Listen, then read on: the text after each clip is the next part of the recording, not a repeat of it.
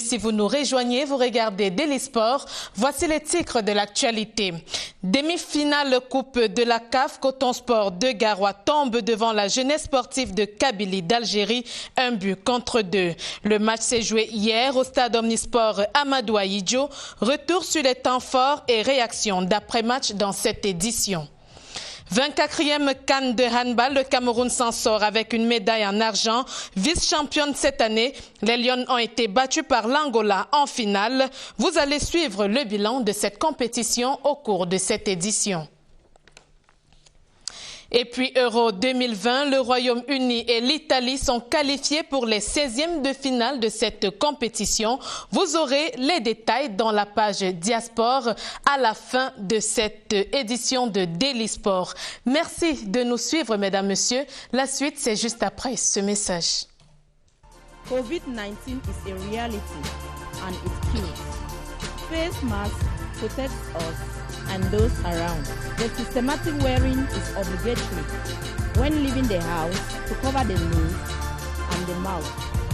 Let us respect measures put in place by the government to protect ourselves and those around us. Violation of these directives is punishable. This is a message from the government of Cameroon.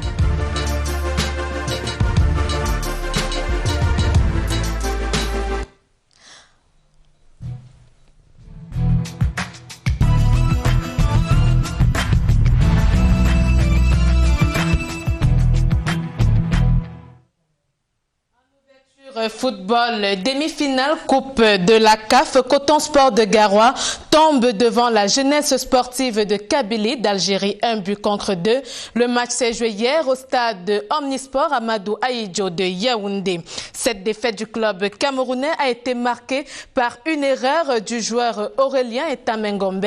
Il a inscrit un but contre son camp. Il y a également ce but espéré du Cameroun finalement refusé par l'assistance vidéo à l'arbitrage. Voici les moments forts du match Coton Sport de Garoua contre la JS Kabylie avec Armand Ambassa. Pour cette troisième confrontation en Coupe CAF cette saison, les cotonculteurs n'ont pas pu prendre leur revanche sur la jeunesse sportive de Kabylie qui s'impose pour la troisième fois. Dès le coup d'envoi de cette demi-finale allée, les visiteurs n'ont pas tardé à dévoiler leurs intentions, comme sur cette action de bench.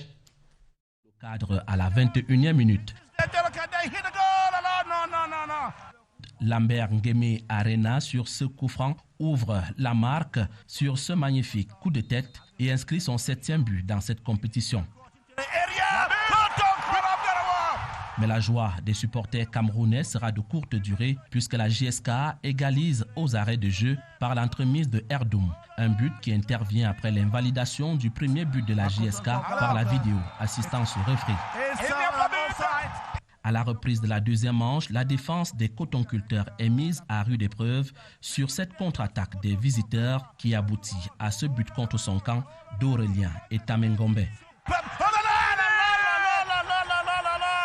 Sans pour autant baisser les bras, Coton Sport de Garoua multiplie les occasions de but et manque de revenir au score sur cette action controversée. Le but n'est malheureusement pas validé par les arbitres de la VAR. Un but contre 2, le score en restera là en attendant la manche retour de cette demi-finale de la Coupe de la Confédération prévue dans quelques jours du côté d'Alger. Et juste après ce match remporté par le club algérien JS Kabylie, les deux équipes se sont exprimées à travers leurs entraîneurs. Pour le coach de Coton Sport de Garoua, Aboubacar Souleymanou, il faudra corriger certaines erreurs au match retour. Quant à son rival Denis Lavagne, il dit sa joie et se projette également pour la suite. Je vous propose de les suivre tour à tour au micro de CRTV Sport. C'est arrivé, le score il est ce qu'il est, mais je pense que nous pouvons faire mieux. Parce que si vous voyez le deuxième but algérien, c'est nous qui le mettons au fond. Donc vous voyez, tout ça c'est des manques de concentration. Nous allons insister là-dessus pour que, à la phase de retour, que nous fassions un bon match. Ma formation, elle est vraiment jeune. On a des jeunes, des cadets qui jouent là-dedans. Peut-être vous ne pouvez pas comprendre. sont jeunes, il y a des erreurs vraiment fatales. Bon, nous allons essayer d'insister dessus. La formation continue. L'adversaire vous impose une autre façon de faire. Vous venez avec votre façon de jouer. Maintenant, l'adversaire vous propose un autre jeu. Alors, vous devez vous adapter. On était obligé de reculer un tout petit peu parce qu'ils avaient des gars qui allaient essentiellement vite et qui jouaient bien au ballon. Un match de football se joue sur un terrain. Que ce soit à Garoua ou à Yaoundé, ce qui est sûr, c'est 11 contre 11. Donc, ne nous donnons pas des raisons comme quoi on nous a battus parce qu'on n'était pas à Garoua. Même à Garoua, on avait aussi perdu contre la même équipe. Donc, maintenant, l'essentiel pour nous, c'est de nous remettre déjà, recharger les batteries pour le match retour. Donc, à mon sens, ça n'a pas trop joué sur le moral de mes poulains. Le football, il y a un adversaire. Donc des fois, on choisit de faire des choses et puis l'adversaire vous contraint à faire autre chose. Et je pense que, alors je sais pas, parce que je sais pas, le coach vous répondra, est-ce qu'il voulait jouer bas ou deux. Mais je pense que c'est avant tout nous qui les avons contraints à reculer, à jouer bas, et on a pris le ballon. Et donc je pense que c'est ça. Après, voilà, je pense que après en deuxième mi-temps, ils ont essayé de jouer un peu plus haut. Mais bon, voilà, c'est le football, vous savez, on prévoit des choses, nous les entraîneurs, et après sur le terrain, il y a 11 joueurs, 11 contre 11, et c'est là que ça se joue vraiment. La victoire est importante pour nous dans le fait où on joue à l'extérieur et où on a marqué 2 buts. Donc pour se qualifier, Coton Sport devra marquer 2 buts. Donc c'est déjà un gros avantage pour nous. Et puis bon, à domicile, on jouera encore sur un grand terrain avec une bonne pelouse. Et je pense qu'on essayera encore d'avoir le monopole du jeu, d'aller de l'avant, de développer des actions. On pourra jouer aussi. L'équipe adverse, à un moment donné, sera obligée de prendre des risques, de laisser des espaces et on pourra les contrer. Donc c'est un gros avantage d'avoir gagné. Maintenant, football, comme on dit, jusqu'au dernier coup de sifflet de l'arbitre, rien n'est jamais joué, rien n'est jamais acquis. Donc on est toujours concentré et on va tout faire pour remporter le match et surtout se qualifier. Moi, j'ai passé de très très bons moments à Garoua avec Coton Sport. J'ai que des très très bons souvenirs avec Coton Sport et avec il y a encore des entraîneurs en chef, puis je dirais pas mal du staff, des joueurs du staff. Il y a même Camilou que j'avais comme joueur. Donc voilà, on garde de très très bons. Après, c'est le football. On entraîne une équipe, on entraîne une autre, on rencontre l'équipe qu'on entraînait avant, et puis voilà, on fait le maximum pour gagner. Et la manche 2 de cette demi-finale Coupe CAF entre la JS Kabylie et Coton Sport de Garoua va se jouer le 27 juin prochain. Ce sera en Algérie à partir de 20h au stade olympique du 5 juillet 1962. Parlons autre chose à présent, parlons du sport au service de la santé. C'est en tout cas l'objectif recherché par la Fondation camerounaise du cœur à travers la première édition du tournoi de football féminin dénommé Foot for Life. Le dit tournoi a réuni 4 équipes ce week-end. C'était au centre d'excellence CAF de Mbankomo. À l'occasion, les participants ont été formés sur les gestes de premier secours en cas d'arrêt cardiaque d'une coéquipière sur le terrain. Le film de cette journée à la fois ludique et éducative avec Robert Badjek. Le football était au cœur d'un rappel pour nos chères dames. La Fondation camerounaise du cœur, à travers le tournoi Foot for Life, s'inquiète de la santé cardiaque de la gente féminine et l'appelle à en prendre soin. 4 équipes participent au centre d'excellence de la CAF de Mbankomo à l'édition pionnière qui en réalité n'est qu'un prétexte pour mieux capaciter les joueuses et sportives à la maîtrise de gestes de réanimation et défibrillation cardiaque en cas d'incident au cours d'une rencontre ou dans un autre cadre. La pratique de l'activité physique est un facteur qui permet de protéger, qui diminue le risque de survenue des maladies cardiovasculaires mais aussi des autres maladies non transmissibles comme les cancers et le diabète. Sur le terrain, la formation Enfants des Rails met du cœur à l'ouvrage. Pas assez pour s'éviter la défaite 0-1 face à AS Fortuna. La rivalité sur l'aire de jeu fait tout de suite place nette à la concentration, tous bords confondus. Aucune de ces dames ne veut louper une miette de l'enseignement qui leur est gracieusement transmis.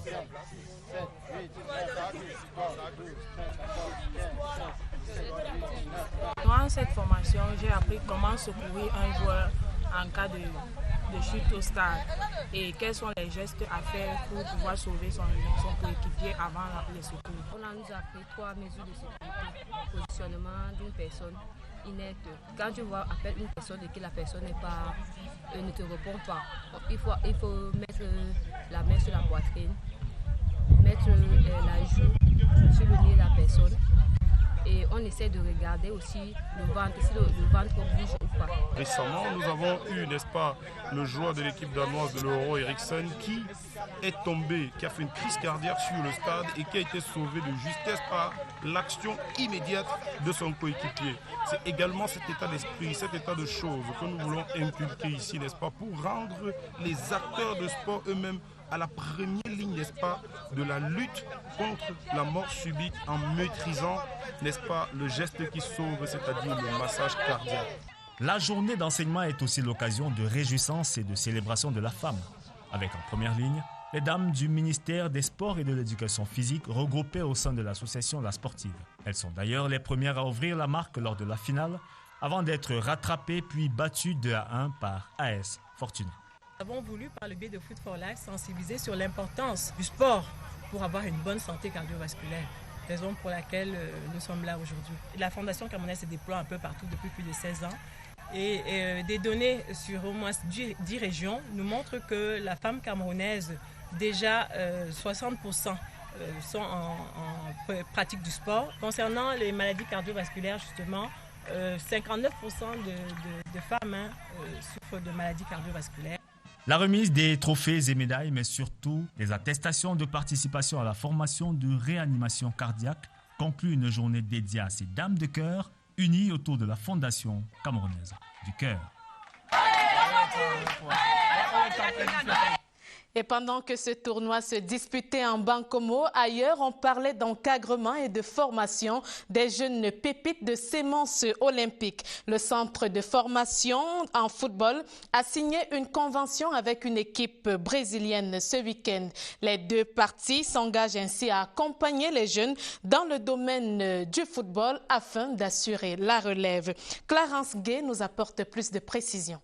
Promoting and encouraging young talents in Cameroon to become qualified and professional footballers was the essence of this partnership. Signing for his institution, the Chief Executive Officer of KUFA says his organization is engaged in seeing young people in Cameroon excel in the game of football. Here, we launched the program of KUFA. We are launching KUFA in Cameroon.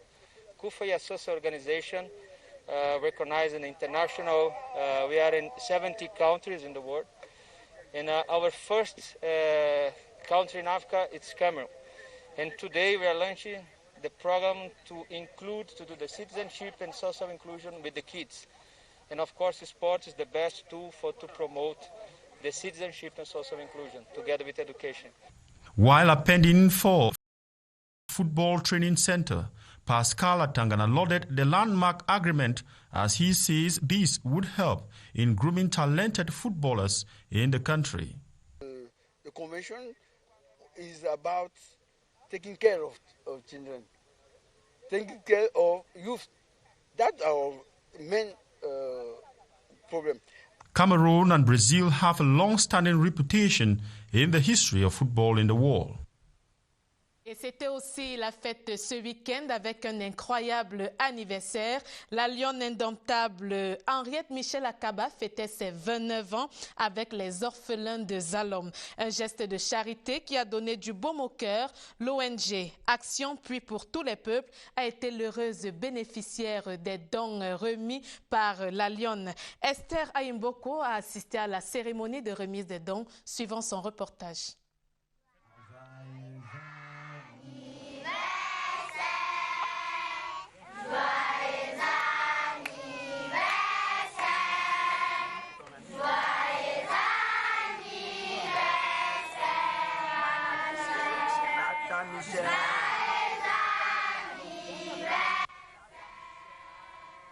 Un anniversaire empreint de générosité.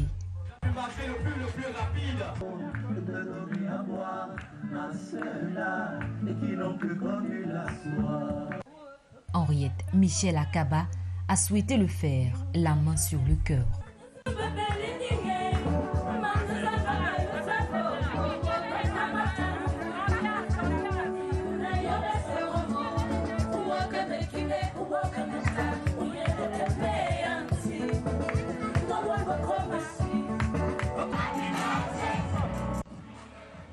Les enfants de l'ONG Action Puits pour tous les peuples sont les heureux bénéficiaires.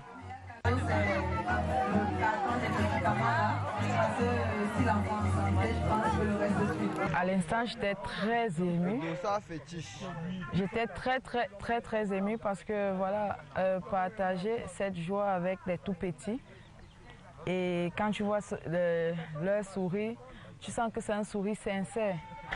Parce qu'aujourd'hui, on se rend compte on se dit qu'il faut absolument fêter avec nos amis, avec nos proches. On oublie que nos amis sont ceux-là qui ont au quotidien quoi manger. On oublie que quelque part, il y a ces enfants qui ont besoin de nous. Et voilà, c'était un truc qui est venu du cœur. Et je ne peux que dire merci au Seigneur qui a voulu que cela soit fait. Une partie de football a ponctué la cérémonie de remise de dons au village Zaloum, à quelques pas d'un fou. La rencontre a opposé les pensionnaires de l'organisation aux amis de Michel Akaba.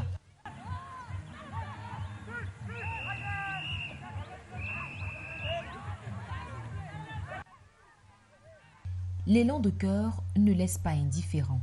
Et surtout, l'exemple de charité trace la voie. Nous a réellement touché, en particulier moi, parce que peu de jeunes maintenant sont enclins à faire preuve de charité, de compassion envers ceux qui souffrent, ceux qui ont besoin d'aide, ceux qui ont besoin de soutien et d'amour venant des autres. Et en posant cet acte d'amour que... oui, Michel, que je pourrais même appeler Tantine parce qu'elle a vraiment fait preuve d'un instinct maternel. Je pense qu'elle est vraiment courageuse et ça c'est quelque chose que je me suis toujours dit que bon, si l'Éternel Dieu me permet dans l'avenir de devenir quelqu'un dans ce pays, d'aider aussi ceux qui ont besoin d'aide comme moi en ce moment. Elle m'inspire parce qu'elle a un bon cœur et elle a la joie pour tout le monde. L'action menée par l'auteur du but le plus rapide de la CAN 2016, récemment sociétaire de FC Soyo, le 18 national, force l'admiration. Je n'ai pas de regret de m'être déplacé, abandonnant mes occupations. Venir voir Michel, heureuse de célébrer ce 1 an de plus avec les enfants qui sont dans des conditions qu'ils n'ont pas souhaitées. C'était beaucoup d'émotions, c'était original et nous, ça nous a beaucoup impressionnés et surtout marqués.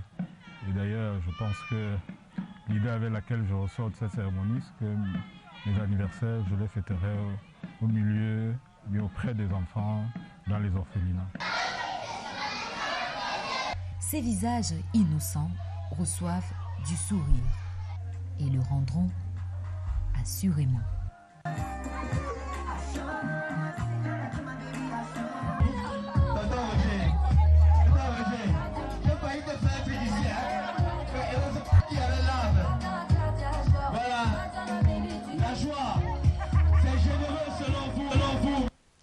Un geste de charité alloué en tout cas. Retour ce matin sur la 24e édition du championnat d'Afrique des Nations de handball féminin. La compétition s'est achevée vendredi. Après 10 jours de jeux intenses au Palais polyvalent des sports de Yaoundé. 11 équipes se sont affrontées. L'Angola a remporté le trophée de vainqueur.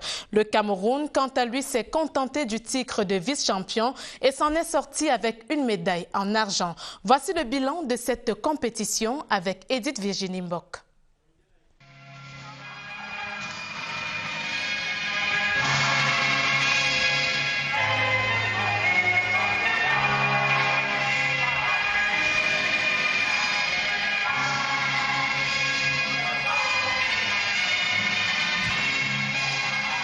De nouveau sur le toit de l'Afrique avec un 14e trophée remporté haut la main, l'Angola confirme son hégémonie sur le handball continental chez les dames.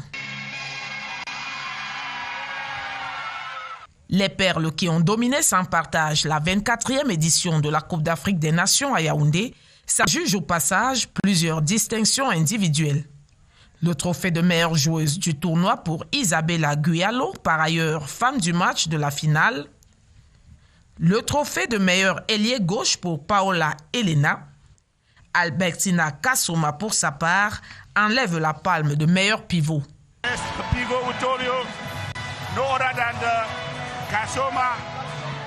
Arrivés en tête des battus, les Lions indomptables s'octroient l'accessit d'honneur. Cameroun récompensé.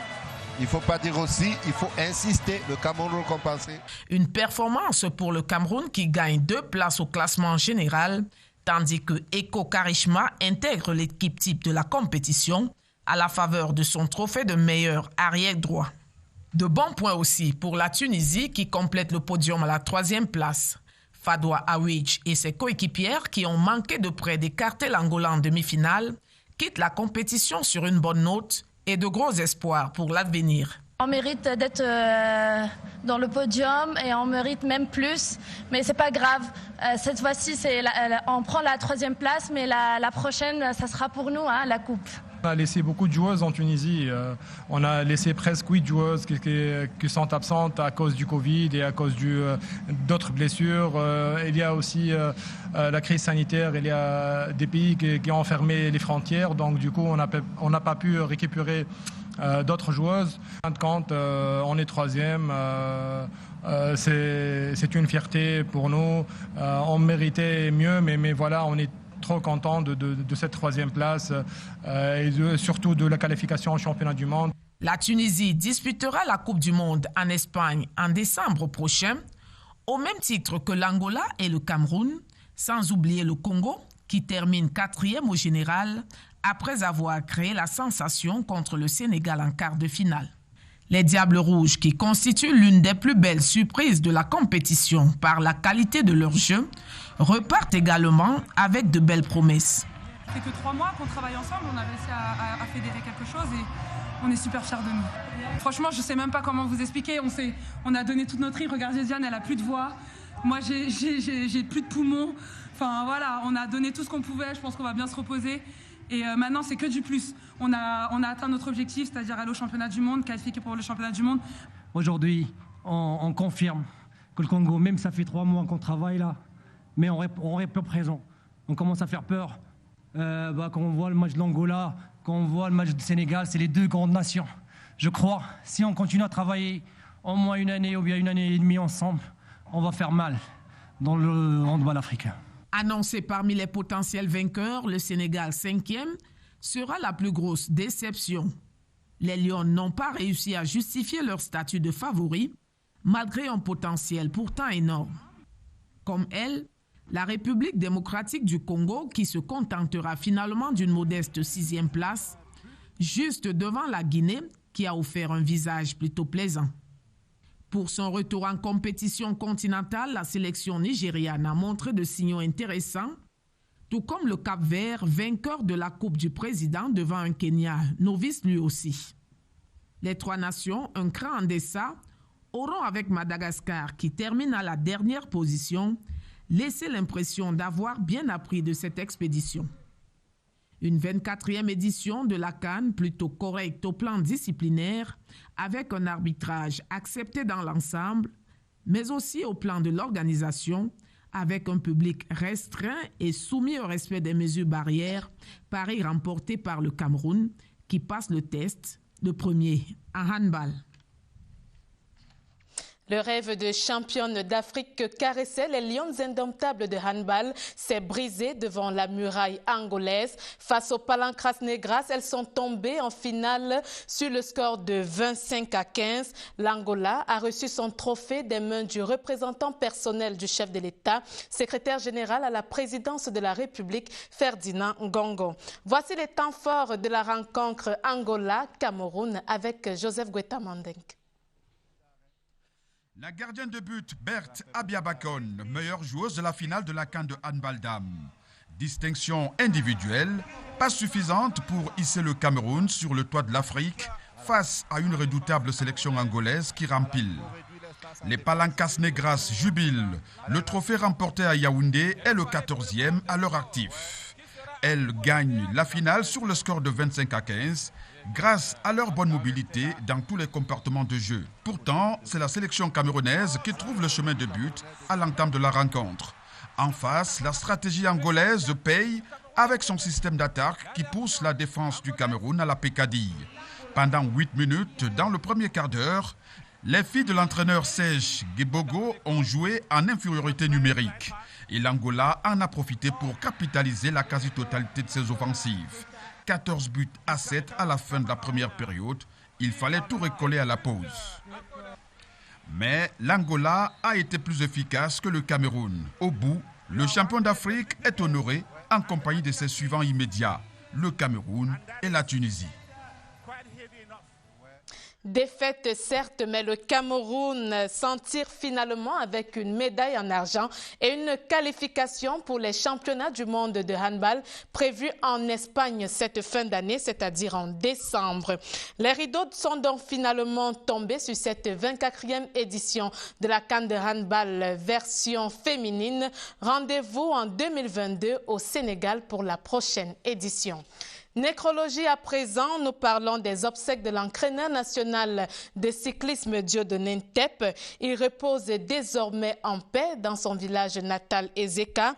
Le ministre des Sports et de l'Éducation physique, le professeur Narcisse Mwelekombi, était représenté à ses obsèques par le conseiller technique numéro 1. La délégation... Je n'ai pas vu venir sa mort. Depuis qu'il est mort, je n'ai jamais rêvé de lui. J'ai l'impression, n'est-ce pas, d'être perdu et qu'une partie de moi-même, n'est-ce pas, s'est arrachée. La grande famille Badiop, la belle famille, les chefs traditionnels dont il faisait partie, la forte délégation de la Fédération camerounaise de cyclisme et son frère jumeau, entre autres, n'ont pas tari d'éloges envers le disparu. Vous prenez la route avec lui de Yaoundé à Douala, chaque parcelle de terrain, chaque maison, il vous dit comment on a bâti la fondation. À 7-8 mois, c'est d'abord Ntep qui a commencé à marcher. Moi, j'étais encore... je ne marchais pas encore. Alors, qu'est-ce que je fais? Il semble que je l'ai attrapé. Je l'ai fait asseoir et il s'est assis. 48 heures après, moi, j'ai recommencé à marcher et lui aussi, il a recommencé à marcher. À cette série de témoignages se sont ajoutées les lettres de condoléances de 2 membres du gouvernement. D'abord, celle du ministre d'État, ministre de l'Enseignement supérieur, le professeur Jacques Famdongo. Ensuite, celle du ministre des Sports et de l'Éducation physique, le professeur Narcisse Mwelekombi, représenté ici par le conseiller technique numéro 1. Le maillot jaune que le Cameroun n'a pas eu depuis très longtemps. Le maillot jaune porté par l'un de ses couleurs, Cloris Kamzon Abissolo. Dieudonné Ntep, c'est aussi une bibliothèque vivante de la Fédération camerounaise de cyclisme qui s'en va, au-delà d'être un sportif de haut niveau, ayant défendu les couleurs nationales aux Jeux Olympiques de 1980 et 1984. Je retiens un entraîneur qui m'a rendu, moi particulièrement, ce que je suis devenu en tant que sportif. Je retiens un entraîneur dévoué, quelqu'un qui mettait moins de pression pour avoir un bon résultat. Dieudonné Ntep, c'était un ami fidèle, un petit frère, un confident. Au moment où on est en train de l'accompagner à sa dernière demeure comme ça, c'est très douloureux. Avant d'être porté en terre dans une ambiance lourde de tristesse à Ezeka, sa veuve Véronique Ntep a eu droit au rituel de veuvage conduit par le clergé qui a d'ailleurs recommandé l'âme de son époux au Seigneur. Champion, comme on l'appelait affectueusement, quitte la scène à l'âge de 62 ans.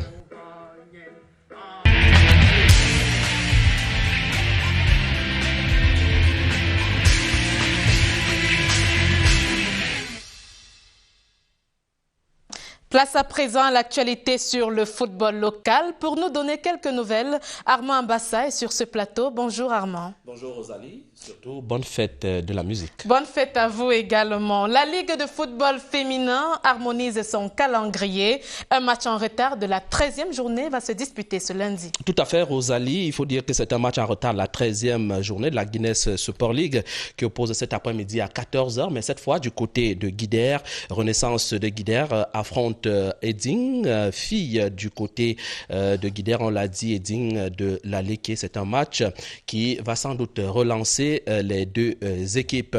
Autre rencontre à suivre cette fois demain mardi pour le compte de la 19e journée. Il s'agit du match Renaissance de Figuil qui sera face à la formation d'Awa FC. Il faut également rappeler que Awa FC, entre-temps, a eu quelques résultats. On y reviendra d'ailleurs tout à l'heure.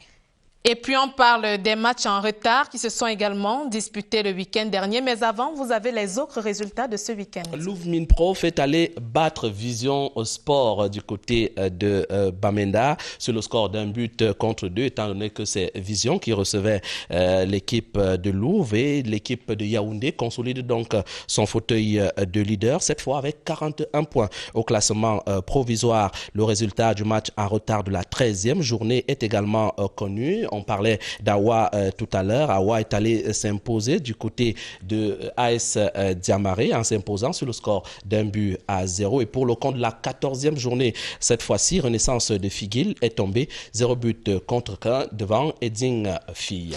Parlons Armand Mbassa, si vous le permettez, à présent de la Coupe du Cameroun. Les combinaisons des quarts de finale sont d'ores et déjà connues. Les combinaisons, le tirage a eu lieu le week-end, disons en début de week-end dernier, plus exactement jeudi. Les quarts de finalistes sont donc connus, mais on commence par Racing de Bafoussam, le tout-puissant de l'Ouest qui affrontera Coton Sport de Garoua. Une équipe des cotonculteurs, certes, qui est tombée hier pour la manche aller de la demi-finale de la Coupe de la Confédération, mais qui souhaite se relancer pour le match retour. On rappelle à nos téléspectateurs ici, Rosalie, que Coton Sport de Garoua a déjà remporté à 6 reprises la Coupe du Cameroun. On rappelle d'ailleurs les dates, c'est important, en 2003-2004, en 2007 et 2008, 2011 et puis 2014. Qu'en sera-t-il pour cette année? On verra bien, mais attention, le tout-puissant de l'Ouest n'a pas encore dit son dernier mot dans cette compétition de Coupe du Cameroun.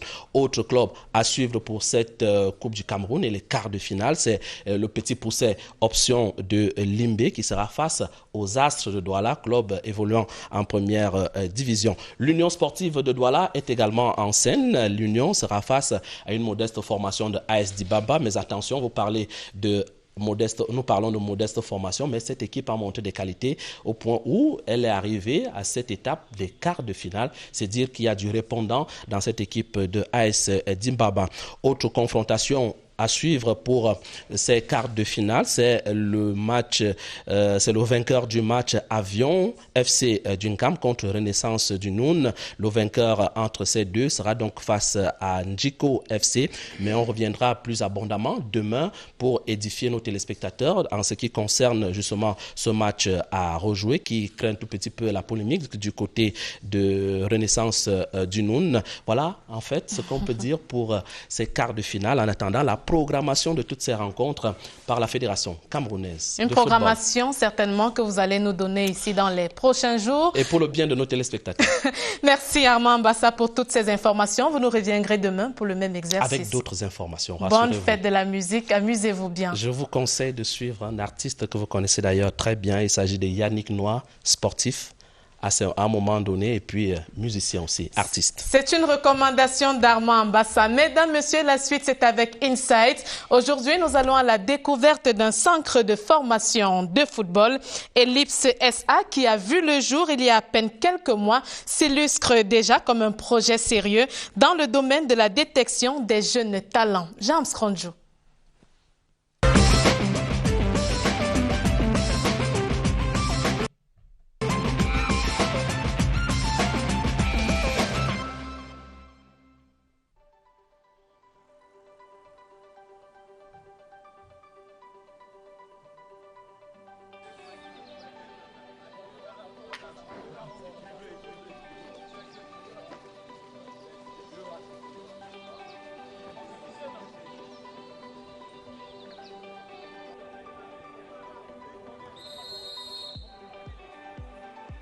Ellipse FC en bleu contre FC Moussango, deux écoles de football de la ville de Yaoundé en match test d'évaluation.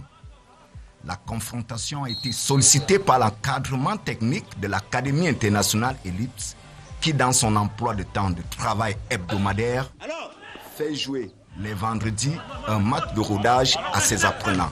Le centre de formation est une équipe première qui va jouer le championnat de 4e division. Tant que le championnat n'a pas encore repris, on joue des matchs amicaux avec des paris partenaires, comme on fait là avec Moussango. Donc on organise beaucoup de matchs pour faire jouer les enfants, pour qu'ils soient compétitifs. Sur le terrain ce jour-là, malgré son état boueux, l'équipe qu'entraîne Joël Timi domine son adversaire. Les techniciens ont noté quelques beaux gestes et quelques belles phases de jeu de la part des enfants qui ont à peine 3 mois de formation. Nous sommes en train de jouer un match contre Moussango. Nous menons 2-0 parce que la formation a été bien faite à la base. Ils ambitionnent tous de devenir un jour footballeurs professionnels. C'est un rêve qu'ils nourrissent depuis longtemps. On en a Ada Frank, étudiant à Soie. J'aime le football, c'est ma passion depuis tout petit. Donc j'ai voulu être une référence dans ma famille en termes footballistiques. J'ai envie d'avoir un bon niveau pour pouvoir jouer plus grand dans l'avenir. Wingo Celestine Saven. Our ambition is to play well and go far and purchase my dreams as far as football can take me.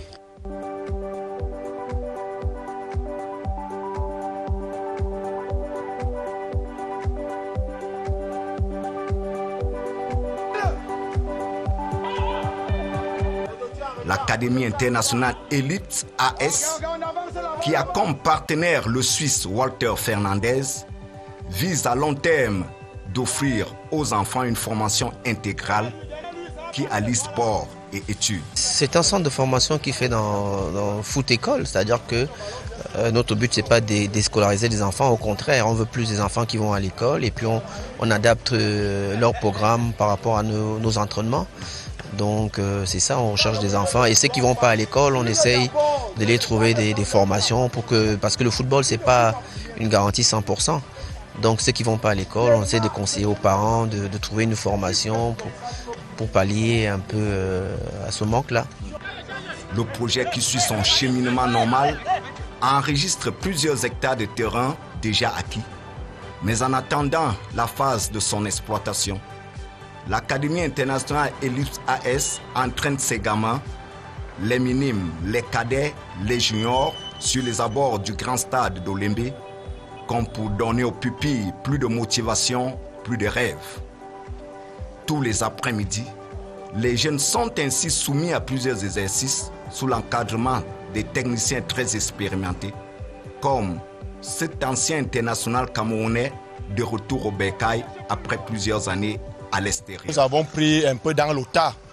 Bon, au fur et à mesure, nous essayons de distinguer ceux qui peuvent nous apporter quelque chose dans l'immédiat pour pouvoir jouer peut-être aussitôt que sera lancée la 4e division, nous allons faire avec eux. Les autres sont dans une sorte de formation.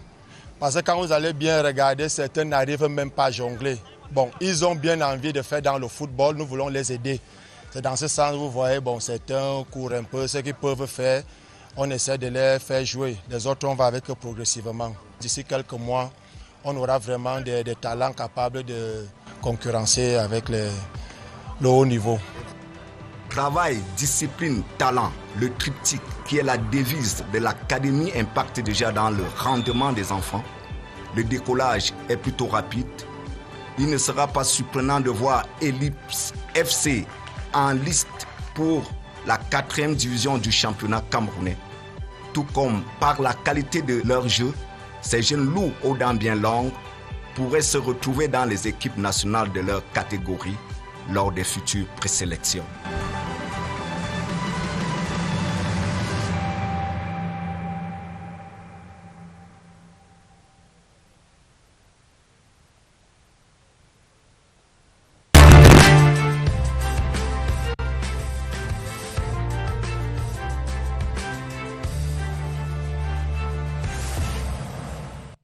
C'est l'heure des nouvelles sports à l'étranger. Nous avons parlé en titre de l'Euro 2020, mais vous aurez également d'autres informations avec Daniel Ekondé. Good morning. Thank you very much, Rosalie Sofinke. So let's start with the semi-final games of the CAF Champions League played on Saturday. Egypt's Al Ahly took a vital step into the final after beating Esperance of Tunis 1-0 away in Rades. A second-half goal by Mohamed Sherif ensured the Cairo side avenge their 4-3 loss against the Blood and Gold in the 2018 final. Let's have some of the high points of that game played on Saturday. El Shenawi. A cross coming in now, and...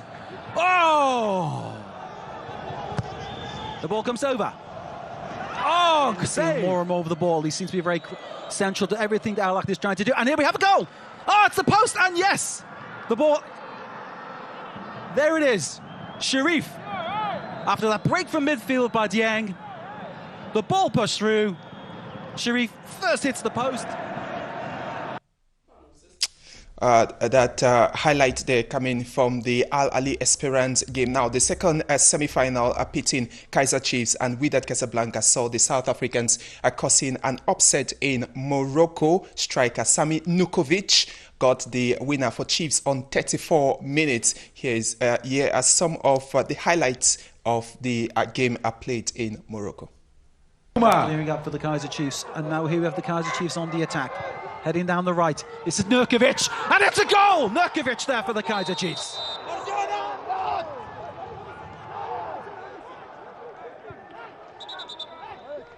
Nurkovic calling for the kick. Oh, but the goalkeeper having a really lively game. Yes, once again on the attack, a cross coming in. And a hopeful clearance there from the Kaizer Chiefs. And there is the final whistle. This is type of defending that the Kaizer Chiefs put up ahead of them. Let's look at these statistics. Possession, 80%. Kaizer Chiefs just 90 minutes away to play the final of the CAF Champions League. Ali and Chiefs are now heading into the second leg this Saturday with a goal advantage each. Away from that, we are now barely a month into the 2020 Olympics in Japan. South African Wade van Niekerk will be defending his 400-meter pursuit this July. Van Niekerk ran 44.56 seconds, which is inside the required 44.90 seconds standard, in finishing second behind Antonio Jose Zambrano in Spain. The 28-year-old set the 400-meter world record in winning gold at the Rio Olympics in 2016. And you're getting images there of the 2020 Euro. So Wales and Italy are the latest teams to join Netherlands in the last 16 of the tournament after they played a game yesterday and Italy won that game. So we have 4 fixtures today in the Euro. In Group C, we have North Macedonia versus Netherlands. We also have Ukraine versus Austria. All the games are built for 5 p.m. Meanwhile, Group B matches are coming up at 8 p.m. So Finland versus Belgium, Russia to take on Denmark. Belgium need at least a draw to join the other 3 qualified teams. Let's talk about the transfer news. Very interesting. So FC Barcelona are getting a third signing this season. They have signed Netherlands striker Memphis Depay, and he will join the club from Lyon at the end of this month. The 27-year-old signed a 2-year deal to become FC Barcelona's third signing this season after Manchester City's Sergio Aguero and Eric Garcia moved to the Spanish club lately. Time to move to North America to talk about basketball. Well, Joel Embiid's Philadelphia 76ers have seen their NBA season come to an end after a poor Game 7 loss to the Atlanta Hawks. They lost 103-96 in the Eastern Conference semifinals this Monday morning. The Hawks are now taking the win into the Eastern Conference final this Thursday when they match up Milwaukee Bucks. That will be on Wednesday. So the road is virtually, in fact, it has come to an end for Joel Embiid after he lost the MVP, the next season. Et c'était tout, Daniel Condé. l'actualité sportive à l'international. On se revoit demain. That's right. Mesdames, Messieurs, Daily Sport s'achève, mais avant de nous quitter, nous vous recommandons ce programme sur les antennes de CRTV Sports en Entertainment. Votre débat sportif signe son grand retour. Sports Club, Abel Mbengue Moussi, président de la commission communication du COCAN, le directeur du tournoi Michel Mbarga Dissaké et d'autres panélistes croiseront le verbe autour de l'organisation de la CAN 2021 au Cameroun. Sports Club est une présentation de Jean Cyriac Bessé et ce sera à partir de 22h. Mesdames, Messieurs, CRTV Sports en Entertainment à travers son équipe rédactionnelle et l'équipe en régie vidéo pilotée par François Xavier Tangana et de Jean Armstrong-Jour, ce lundi vous remercie de nous avoir suivis. Prochaine édition Daily Sport demain 11h.